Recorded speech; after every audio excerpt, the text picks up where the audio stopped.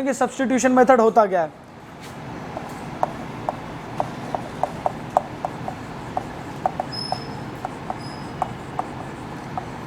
तो देखो मैं आपको बता देता हूँ, अभी तक हम लोग क्या कर रहे थे कि हमारे पास pair of linear equation in 2 variable होते थे, 2 इक्वेशंस होती थी, और दोनों इक्वेशंस को सॉल्व करने के लिए हम लोग क्या करते थे, एक्स और वाई की डिफरेंट वैल्यूज़ फाइंड आउट करते थे और उन वैल्यूज़ को ग्राफिकली प्लॉट करते थे। उसके बाद ग्राफ हमारा जहाँ इंटरसेक्ट करता था हम कहते थे वो उसकी वैल्यूज़ हैं, या फिर मैं कहूँ कि वो एक्स और वाई के सॉल्यूशंस हैं। तो इस बार हम लोगों को क्या है कि ग्राफ वगैरह नहीं बनाना होगा, बिना ग्राफ के हमें इक्वेशंस को सॉल्व आउट करना होगा। तो इक्वेशंस को सॉल्व करने के लिए 3 मेथड है हमारे पास।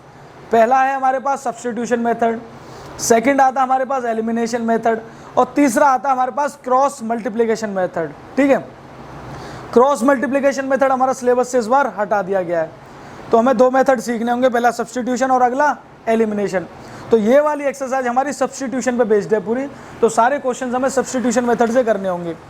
तो देखो सब्स्टिट्यूशन मेथड हम लोग एक एग्जाम्पल को लेके समझेंगे कि हमारे पास एक एग्जाम्पल है 7x minus 15y equals to 2 and the other one is x plus 2y equals to 3। तो अगर हमारे पास ये 2 इक्वेशंस हैं तो अब इन दोनों इक्वेशंस को हमें सॉल्व करके x और y की वैल्यूज़ फाइंड करनी है, और कौन से मेथड से, सब्स्टिट्यूशन मेथड से। तो सब्स्टिट्यूशन मेथड का लॉजिक समझो, दोनों में से किसी भी एक इक्वेशन को यूज़ करके आप x या y की वैल्यू निकाल लेना, दोनों में से किसी भी एक इक्वेशन को यूज़ करके जो उससे आपका मन कर रहा हो। कोशिश करना जो इक्वेशन छोटी दिख रही हो ना उसे यूज़ करना, कैलकुलेशन थोड़ी सी आसान रहेगी। जो इक्वेशन, तो अगर मैंने ये वाली इक्वेशन, इसे नाम दे दो इक्वेशन नंबर 1 और इक्वेशन नंबर 2, तो अगर यूजिंग इक्वेशन 2 यहाँ से अगर मैं x प्लस 2y, इसकी यहाँ से x की वैल्यू निकालूँ तो क्या आएगी, x की वैल्यू निकल के 3 माइनस 2y, x की वैल्यू निकल के आई बेटा 3 माइनस 2y। अरे हाँ या ना, सबको क्लियर है बात। अब इस x की वैल्यू को हम लोग इक्वेशन नंबर 1 में पुट करेंगे। अब इस x की वैल्यू को हम लोग क्या करेंगे, इक्वेशन नंबर 1 में पुट करेंगे।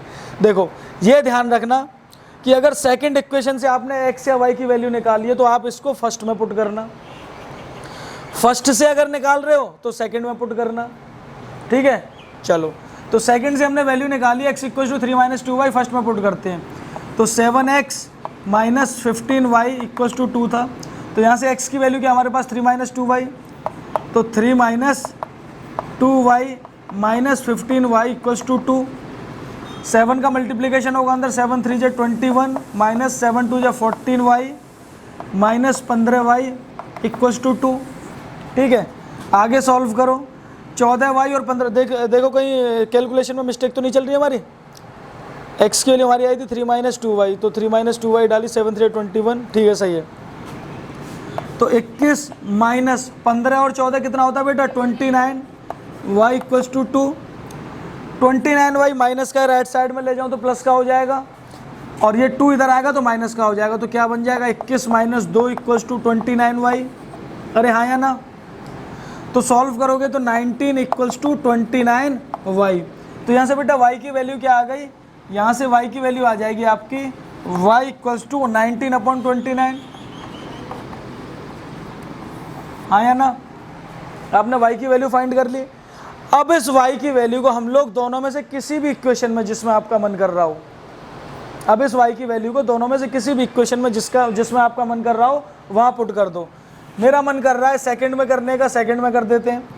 तो x plus 2y equals to 3 था, तो y की वैल्यू यहाँ से डालते हैं x प्लस 2, और y की जगह आएगा बेटा 19/29, 19/29 इक्वल्स टू 3।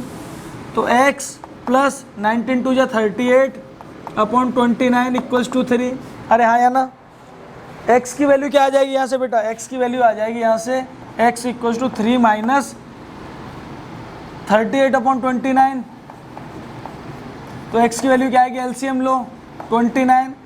ठीक है, 29 इंटू 3 कितना होगा, 9 3 27 का 7 कैरी 2, 7 8 87 माइनस 38, x कितना आएगा 87 माइनस 38 कितना होगा बेटा, जल्दी निकालो 9, और यहाँ से 7 49 आएगा, 49/29 यही आ रहा है, चेक कर लो एक बार। हाँ 49/29।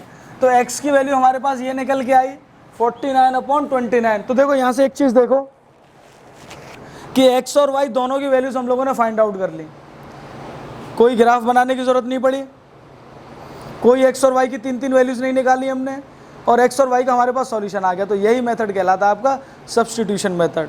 सब्स्टिट्यूशन क्यों कहलाता है? क्योंकि यहाँ आप x और y की एक वैल्यू निकाल के दूसरी इक्वेशन में सब्स्टिट्यूट करते हो। सब्स्टिट्यूट मतलब उसे वहाँ से हटा के उसे एक इक्वेशन में बदलते हो। देखो हुआ क्या भाई, ये दोनों इक्वेशन x और y दो वेरिएबल्स में थी भाई, 2 वेरिएबल्स में है ना दोनों इक्वेशन।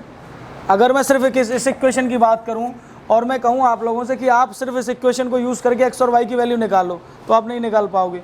क्यों? क्योंकि इसमें 2 वेरिएबल्स हैं।